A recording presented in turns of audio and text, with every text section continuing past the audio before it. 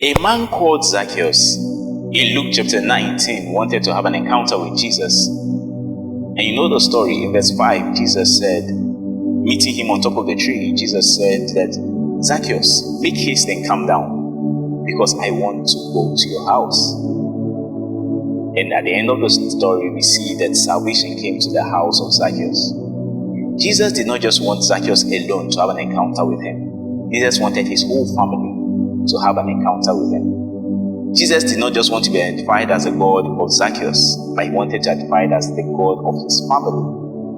The popular story of the centurion servant who told Jesus to come to his house and pray for his servant who was sick, and Jesus said that I would come. And he says, oh, you don't need to come, just send the word. And Jesus identified that as great faith. But then it shows Jesus' willingness to want to go to his house. Probably if I was a centurion servant, I would want Jesus to come to my house. I would. Probably not just to pray for the person that is sick, but maybe if Jesus can also eat in my house. That would have been beautiful. You know the story of Lazarus, dead, but Jesus came to the house. He could have prayed for him from a distance, but Jesus wanted to identify also with his sisters. Jesus wanted to identify with that house. So Jesus wants to identify with your house, with your family, not just with you. The man David came from a very interesting family. The household of Jesse, we see how when David was anointed to be king by Samuel, his brothers did not seem to support him. They seem to have exhibited more jealousy. When David himself started establishing his own house, you saw what he did. He went to sleep with a married woman and killed her husband. What a messed up family. His own sons, Absalom, went to sleep with his father's wives on top of their house for everyone to see. Amnon decided to rape his own sister.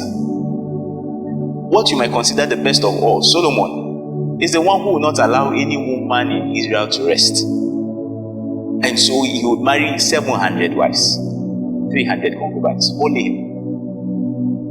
And yet Jesus decided to identify with that family. They said, Jesus, thou son of David, and he will respond. David's sons had questionable issues, but Jesus was willing to change the story of the family of David. Then now the family of David has Jesus identified with it. It's no longer about the story of Absalom, about Amnon, about Solomon, but now here is Jesus identifying himself with that family. And so there's beauty from that family. The same way, it doesn't matter how things have played out in your family, how messed up you may have been, whether you're married with your children, whatever way, Jesus wants to come into your family, not just your life, but into the life of your family.